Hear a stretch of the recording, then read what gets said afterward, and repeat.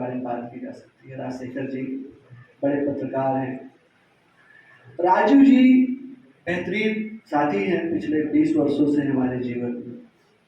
राजू यादव इलाहाबाद विश्वविद्यालय से निकल करके दिल्ली जेएनयू के जस्ट बगल में एशिया की एकमात्र संस्था है, Indian mass communication, IMC centre से कुछ कहते हैं। तो आईएमसी से आपने पढ़ाई की। जब ये पढ़ रहे थे तो हम लोग कहते थे कि अब तो मेरा दोस्त वापस नहीं आएगा, अब तो इसको या तो मुंबई और दिल्ली के चैनलों की खिड़कियां मिल जाएंगी और या तो फिर जो है किसी विदेशी नौकरी में शामिल हो। लेकिन वहां से निकल करके और फिर रिहाई मंच करना, नौजवानों को जो है जिस रूप में पकड़ा जा रहा था, इस आजमगढ़ से भी बहुत सारे ऐसे नौजवान, बेगुनाह नौजवानों को अमूमन उत्तर प्रदेश पुलिस के बारे में कहा जाता है कि वो पकड़ ले और तो कबूल करा देती है, किसी को कुछ सजा करा देती है। उसके खिलाफ एक बड़ा अभियान, और न सिर्फ कई सालों, मुझे याद है कि 2015 में आपको उत्तर प्रदेश सरकार ने ऑफर किया कि एक आपके लिए आयोग बना के आपको चेयरमैन बना दिया जाए, आपने स्वीकार नहीं किया। राजू जैसे मतलब अद्भुत साथी के बारे में कितनी सारी बातें हो सकती है, जितना उधर जाए और बहुत सारी बातें हो सकती है। और फिर आज की डेट में मैं नेशनली इंटरनेशनली इस दावे से कह सकता हूँ कि 2 लाख 3 लाख रुपए जॉब पर मंथ की किसी भी दिन जाके कहीं कर सकते। उसके बावजूद वो साथी ये कहे कि उसके खाते में 500 रुपये आया है और उस 500 रुपये की जांच हो रही है, यहाँ के क्राइम ब्रांच का कोई इंस्पेक्टर फोन करे कि आप अपना खाता जरा जांच करा दीजिए। तो ये जरूर कोई ऐसी बात है जो सामान्य से हटकर है। इसका मतलब यह है कि राजू यादव कुछ ऐसा कर रहे हैं जो सामान्य दिनचर्या सामान्य लोग नहीं करते। राजू यादव अपने पूरे जीवन को इस देश की बेहतरी के लिए लगाना चाहते हैं। वो किसानों के आंदोलन में खड़ा होना चाहते हैं, वो एनआरसी सीए के आंदोलन में जेल जाना चाहते हैं, वो पवई की जमीन किसानों की जा रही हो और चाहे एयरपोर्ट के नाम पे जमीन ली जा रही हो उसके खिलाफ खड़े हो रहे हैं। और जब भी कोई हमारे आम लोगों की लड़ाई के लिए खड़ा होगा तो उसके साथ ये सब, कभी कभी मित्र के भाव में ये चिंता बहुत होती है, गहरी चिंता होती है। यार लगभग 40 साल उम्र होने जा रही है, हमारे यहाँ 25 साल में सेटलमेंट खोजते हैं, 27 साल में गाड़ी बंगला बीवी बच्चे, और मेरा एक दोस्त ये कह रहा है कि नहीं इस लड़ाई में रहना है। आजमगढ़ उसे कैसे देखता है, ये आजमगढ़ के लोग। आज की इस बातचीत में यहां से मैं सोचा कि आजमगढ़ ने भेजा था एक अपना बेटा तैयार होने, जो इलाहाबाद से, जेएनयू से, आईएमसी से, लखनऊ से होते हुए फिर आजमगढ़ की लड़ाई में पहुंचा। उसका आप स्वागत करें तो अच्छा है।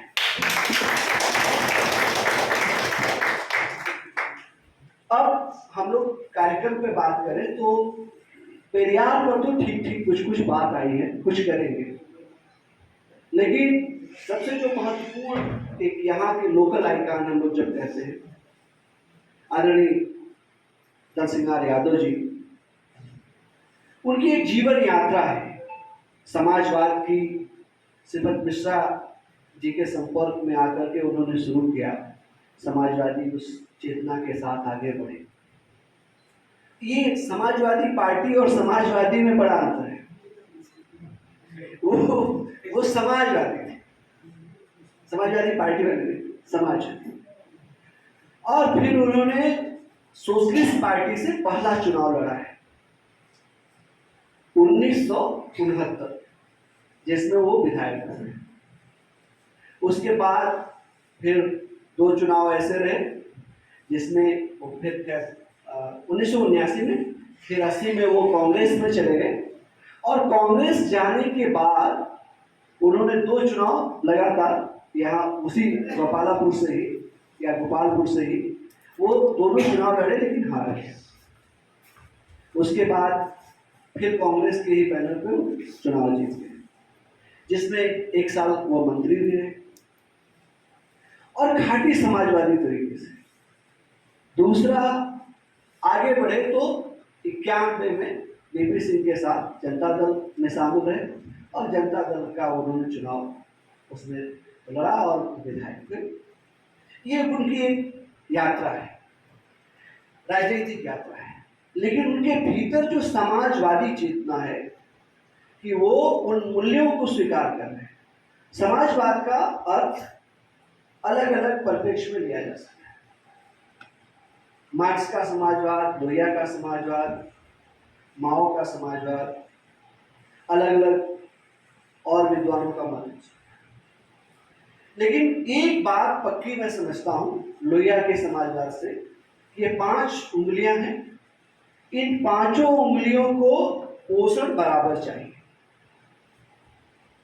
कौन छोटी है बड़ी है ये बात हो सकती है, नहीं हो सकती है, दोनों विषय हो सकते हैं, लेकिन इन 5 उंगलियों को पोषण बराबर का चाहिए। ये बात समाजवादी लोग, कम से कम उस दौर के समाजवादी लोग पक्का समझते हैं।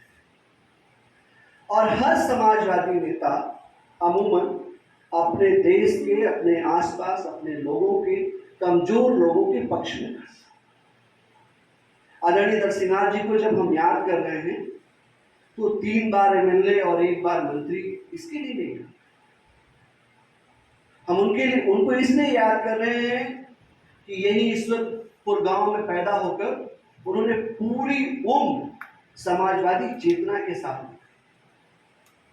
वो अपने आसपास के दायरे और जहां तक उनकी पहुंच थी वो गरीब मजदूर के साथ, गरीब किसान के साथ खड़े।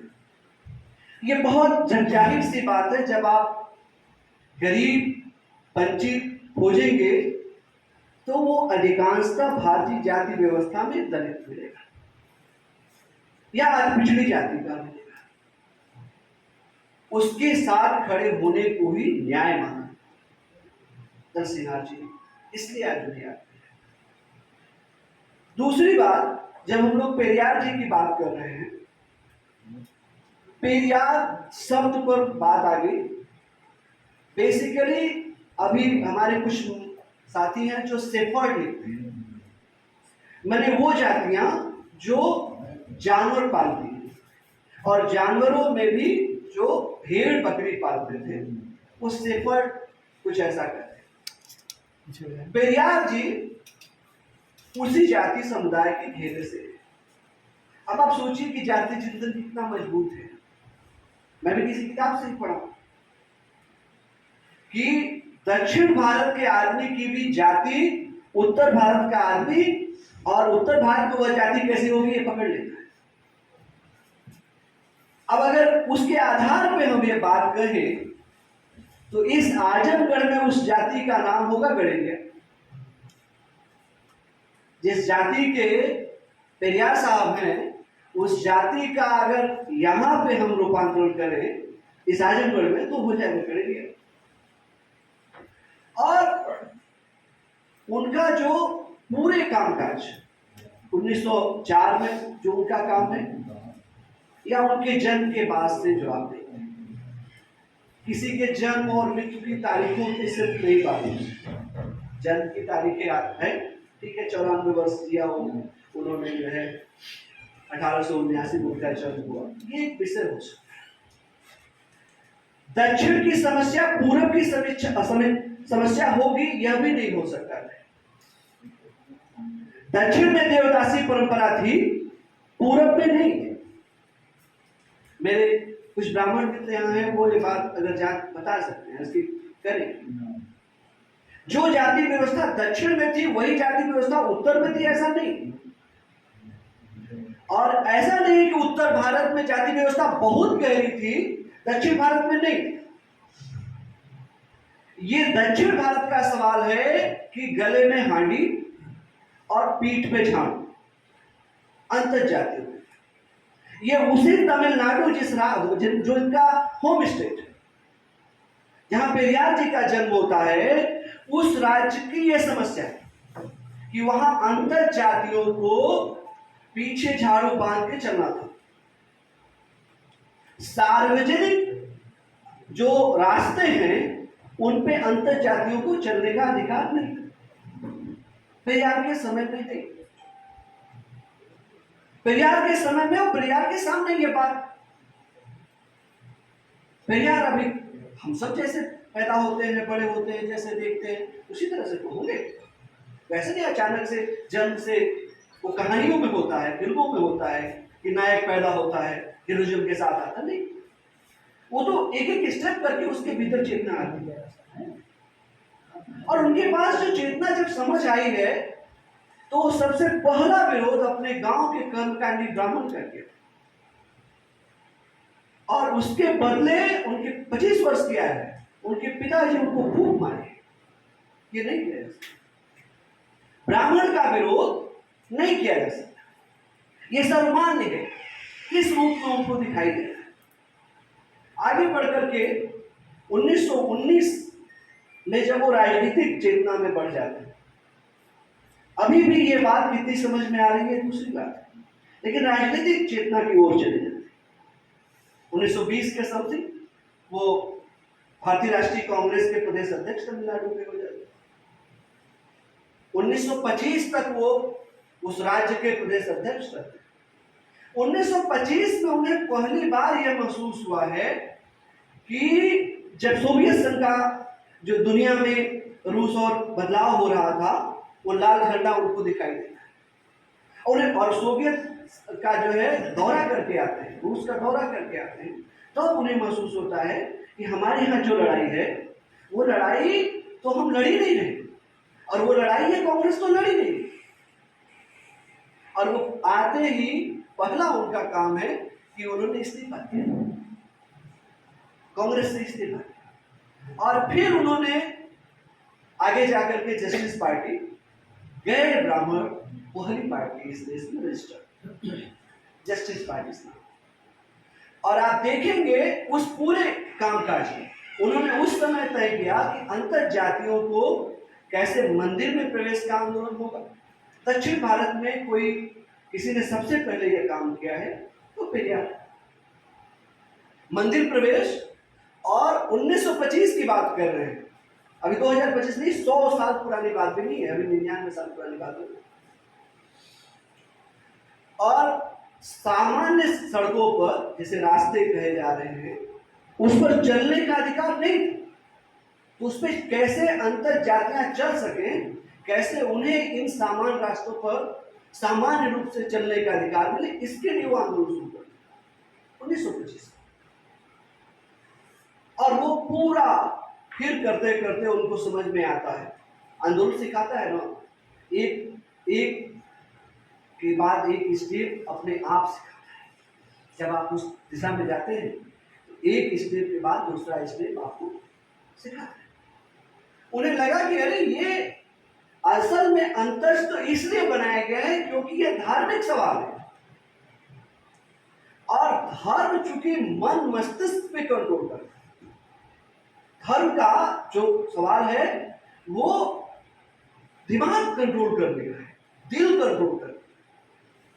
अमूमन बाकी सब आप दिल और दिमाग नहीं कंट्रोल कर पाते, कुछ देर तक कर सकते हैं, उसे रोक सकते हैं, पैसा देते हैं, कोई कर्मचारी काम करता है, कुछ देर रहता है, लेकिन उसके पूरे मन और उसको कंट्रोल करने के लिए सिर्फ धर्म है। और धर्म क्या है बेसिकली, उसमें ईश्वर है, और ईश्वर क्या है बेसिकली, ईश्वर का डर।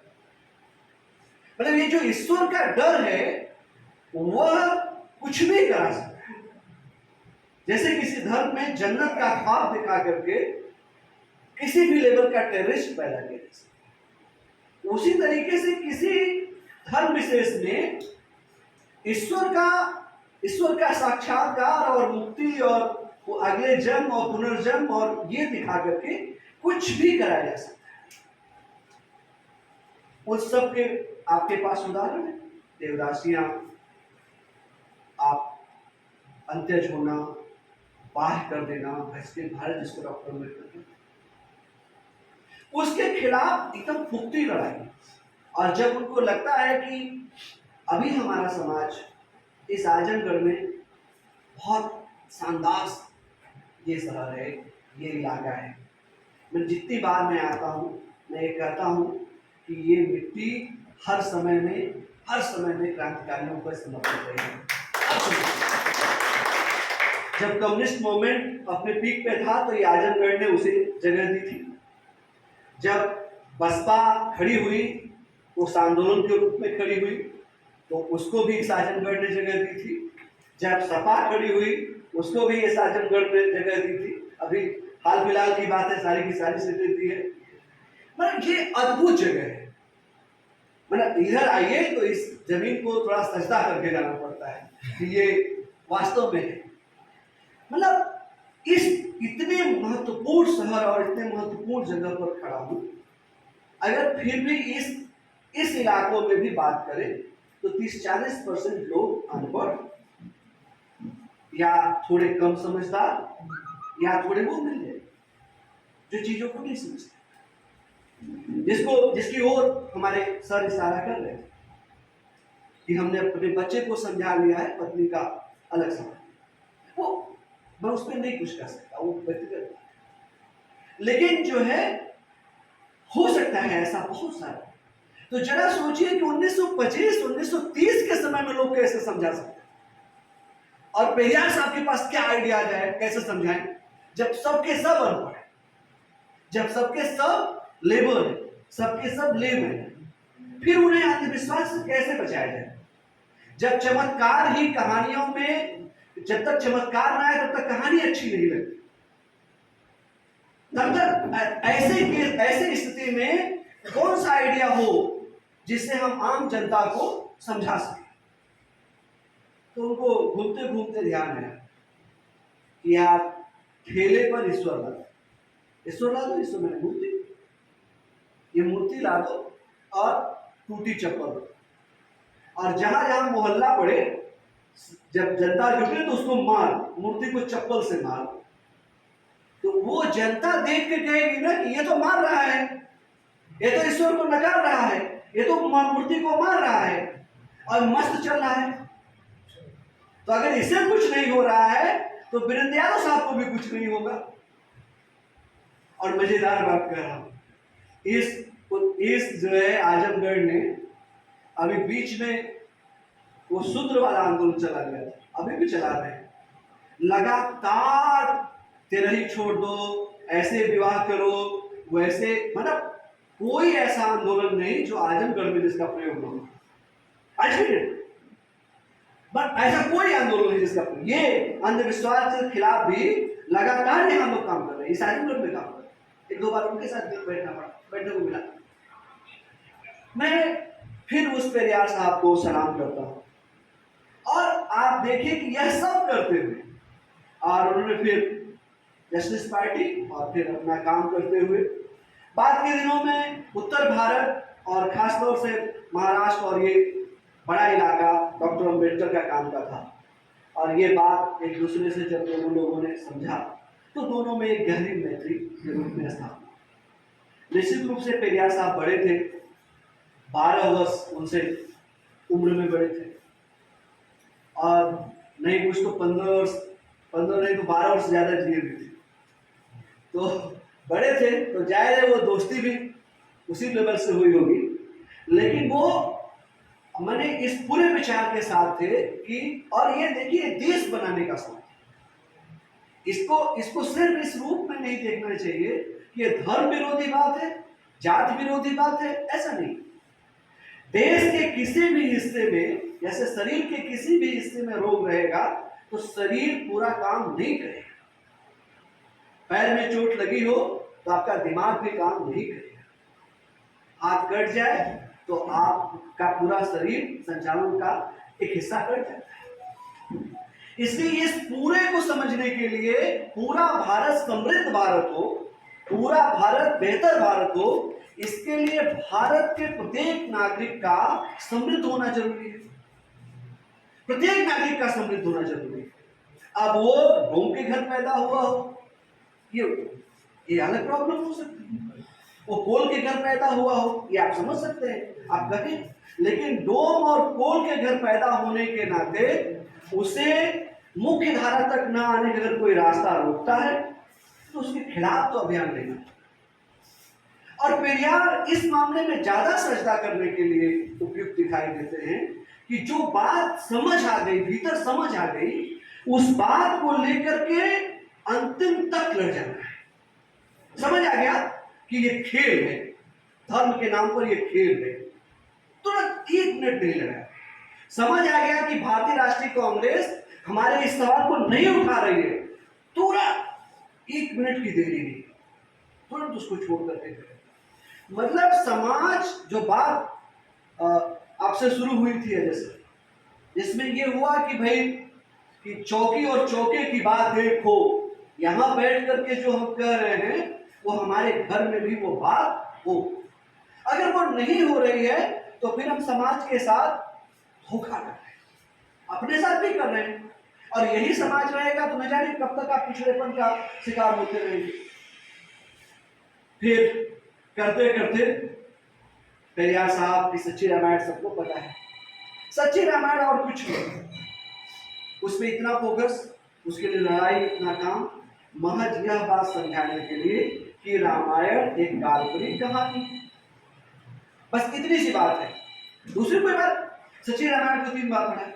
क्या बताना चाहते हैं कि जो जो कहीं से कनेक्ट नहीं कर रही है, कहानी बीच बीच में टूट जा रही है, घटना प्रमाणित उसी कहानी में प्रमाणित नहीं हो पा रही है, यही बात कर रहे हैं। इसी बात को रखा गया तो कैसे आए सुप्रीम कोर्ट ने उसको कर दिया और आज जगह जगह बिक रही है। लेकिन यह बात यह समझाने के लिए कि जिसे आप पूजनीय मान रहे हैं वो सामान्य एक साहित्य है। रामचरितमानस, रामायण उच्च कोटि का साहित्य, आदर्श साहित्य हो सकता है, महान साहित्य हो सकता है, और उसको लिखने वाले बहुत बड़े साहित्यकार हो सकते हैं, उन्हें नोबेल दिया जा सकता है, लेकिन वो पूजनीय है इससे बाहर नहीं, वो पूजनीय है इससे बाहर। दूसरी जो बात मुझे यहाँ और लगती है वो ये कि जब आप इस बात को देख लेते हैं तो इस बात की कोई यात्रा है ना। जैसे कोई धाराएं 2 हैं तो उन दोनों धाराओं की यात्राएं हों। एक धारा जो परंपरागत बनाए रखना चाहती है इस व्यवस्था को, व्यवस्था मतलब पुरानी व्यवस्था, मतलब परंपराएं, रूढ़ियां, अंधविश्वास, इस तरह का लगातार निरंतर चले, इसको बनाए रखना चाहते हैं।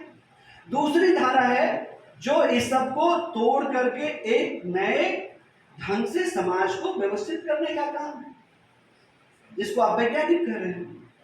वैज्ञानिकता का क्या अर्थ है? जो तर्क की कसौटी में सही उतरे, जिसको रसायन विज्ञान के सर में कह दिया कि भाई जो प्रमाणित हो जाए, जिसको निष्कर्षता हम सत्य पा जाए, जिसका परीक्षण में सत्य पा जाए, वही बात है। परीक्षण में सत्य आप प्रयोग करके या तर्क के आधार पर, साहित्य दर्शन कहता है तर्क के आधार पर, विज्ञान का आधार और पढ़ाता है कि भाई उसमें आंखों के सामने सत्य प्रमाणित हो जाए। ये तो वैज्ञानिकता का सोचो क्या हो। हम किसी भी बात को आज की डेट में भी, इसी गांव के भीतर भी, अगर कोई बात अप्रमाणिक है उसे स्वीकार करने हमें एकदम नहीं देरी करनी चाहिए। ये बात नहीं पक्की लग रही है भाई, इसे नहीं स्वीकार सकते, मनोरंजन के लिए करो, एक और कल की मूवी देख लो, कोई दिक्कत नहीं है, कोई उससे परेशानी नहीं है, लेकिन वो बस वही तक है, उसके आगे का नहीं। दूसरी बात, अब ये जो दूसरी परंपरा जो इससे लगातार टकरा रही है, उसमें अगर हम उत्तर भारत में कभी फूले को देख रहे हैं, फूले से पहले हम रैदास को देख रहे हैं, कबीर को देख रहे हैं, नानक को देख रहे हैं, दादू को देख रहे हैं, एक पूरी श्रृंखला है। उसके और पीछे जाते हैं तो बुद्ध को देखते हैं, बुद्ध के समय के गणराज्य देखते हैं, और ये आते हुए एक ठीक से अगर इसे इससे परिचित कराने का काम किया तो काम से नहीं चलेगा। इसमें हमें कोई हिचक नहीं होनी चाहिए, श्रेय देने में भी हिचक नहीं होनी चाहिए, ठीक से परिचय कराया। वो बात और है कि राजनीतिक गठबंधन आज कहां पहुंच गया, आज जहां पहुंच गया वो सबको पता है, लेकिन उस आंदोलन के रूप में अगर आप देखिए तो उस आंदोलन को डॉक्टर अंबेडकर के बाद समेट करके और ठीक से चलाने का किसी ने काम। और मैं बहुत दावे से इस बात को कह रहा हूं कि पूरे देश में बिखरा हुआ था दलित शब्द का अर्थ, जो धार्मिक रूप से, सामाजिक रूप से, आर्थिक रूप से, राजनीतिक रूप से हाशिए के लोग हैं, उन्हें ही दलित कहा जाता है। ये कोई अनुसूचित जाति के लिए न कहिए और न जनजाति के लिए कहिए, जो भी हाशिए पर है वो दलित है। और उस सब की मुक्ति का जो रास्ता है ये 2500 साल से लगा था आज तक। थोड़ा और पीछे जाएंगे तो आजीवक, मकड़ी गोसाल, चारवाह, वो सब भी मिल जाएंगे, लेकिन थोड़ा आप इधर आइए तो अंबेडकर ने उसे ठीक से सिस्टमाइज किया है, व्यवस्थित किया। और अंबेडकर साहब ने अपने समय में जितना व्यवस्थित हो सकता था और बतौर संविधान सभा में प्रारूप समिति के अध्यक्ष के रूप में संविधान में क्या क्या सही हो सकता है इसका पूरा है।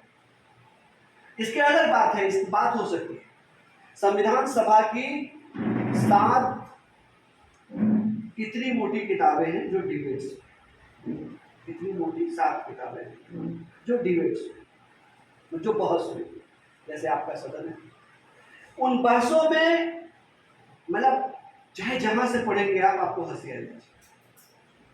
वो कहते हैं कि ओम से शुरू किया जाए, कोई कहता नहीं शिव से शुरू किया जाए, मतलब किस बात को विरोध।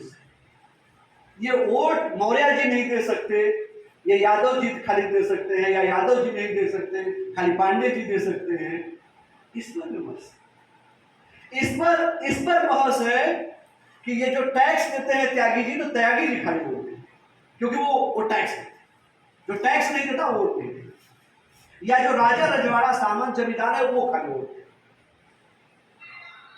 पीछे फोटो लगी है महात्मा गांधी जी, गांधी जी जैसा विद्वान आदमी कहता है कि जो ग्रेजुएट हो कम से कम वो वोट, जो ग्रेजुएट नहीं है उसको वोट का अधिकार नहीं। ये तो सभागार आज ग्रेजुएट वालों का है, लेकिन ग्रेजुएट आज के डेट में कितने होंगे इस आजमगढ़? अगर आज की डेट में हम सिर्फ ग्रेजुएट छाट लें तो 1/3 से ज्यादा नहीं, वयस्क आबादी का 1/3 हिस्सा से ज्यादा ग्रेजुएट नहीं होगा आज की डेट में। मैं ये बात कर रहा हूं, कुछ बुजुर्ग होंगे जो नहीं होंगे, कुछ बच्चे होंगे जो नई पीढ़ी के कुछ नहीं पढ़ रहे हैं वो होंगे, लेकिन 1/3 से ज्यादा ग्रेजुएट नहीं होंगे। आप जरा सोचिए कहां डिबेट होगी और किस तरह की, उसमें से कोई रास्ता फिर भी निकालने की जरूरत है। आज अगर उस पूरी परंपरा का वारिस कोई है तो उसे इससे टकराना होगा और उसे इसमें से रास्ता निकालना। टकराने का अर्थ एकदम तय कर लेना होगा, हमारा रास्ता माओ का नहीं होगा। हम कोई हथियारबद्ध आंदोलन के पक्षकार नहीं हैं, हम हत्या में बिलीव नहीं करते, हम मार करके शासन बदलना नहीं चाहते, हम अपने इस बड़ी आबादी को उसे जागरूक करके सत्ता लेना चाहते और बुनियादी बदलाव। आज जब मैं, आप सब आजमगढ़ के हैं, लेकिन मैं लौट के देखता हूं तो ये थोड़ा हो सकता है आप पर्सनल कह लें, लेकिन राजीव मुझे इस पूरे आंदोलन के उत्तराधिकारी, राजीव यादव जो है, ये जो परंपरा है बुद्ध से लेकर कांसीराम तक, उसका कोई वारिस देखा जाए तो यहाँ तो मैं समझता हूं कि वो राजीव है। उसके कारण बहुत साफ, इन सवालों से जो टकराएगा वो एक क्या कहते हैं कि उत्तराधिकार लिख करके दे देना है तो राजघराने में होगा ना, मायावती जी लिख करके दे दें कि आकाश होगा, मुलायम सिंह जी लिख के दे दें कि अखिलेश हो गए, इससे नहीं फर्क पड़ता। आंदोलन तो गति में आता है ना, तो अपना नेता भी स्वयं चुन लेंगे। फिर किसी आदमी गौतम को ये लगेगा और फिर कह देगा कहीं, और कहेगा, उसको लगेगा, कहेगा, उसकी आत्मा का सवाल है। मैं समझता हूं कि उस पूरी परंपरा को आज की डेट में, आज वो आंदोलन कहां है, ये आजमगढ़ को तय करना चाहिए।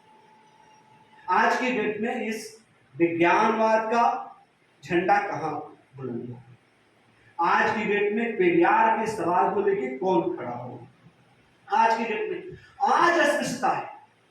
मैंने बहुत हैरत की बात बता रहा हूं, हैरत। लखनऊ जैसे शहर में आप मकान खोजने जाइए तो आपकी जाति से आइडेंटिटी मिल जाएगी। आपने बताया मेरा नाम अजय कुमार है, नहीं मानेंगे, कहेंगे सर प्लीज पूरा नाम बताइए, वो पूरा नाम माता जी पूछ रही, अरे अजय कुमार गौतम, अच्छा कौन वाले गौतम बाबू, उधर कुछ पंडित भी होते हैं, इधर कुछ चमार भी होते हैं। इसमें भी अगर आपने बता दिया पंडित है और उसे कंफ्यूजन लग रहा है, तो बाबू खाली नहीं हुआ, अब खाली तो रहा, देख तो ले रहा, पैसा देता लेकिन वापस ले लो, अब हमारे सारू पेटवाओ। अरे हम लोगों ने इसे देखा है, लखनऊ जैसे, इलाहाबाद जैसे, गोरखपुर जैसे महानगरों में देखा, कहां है जाके इस लेवल पे खड़ी है, टूटी है, बहुत कुछ टूट गया, बहुत कुछ बदल गया।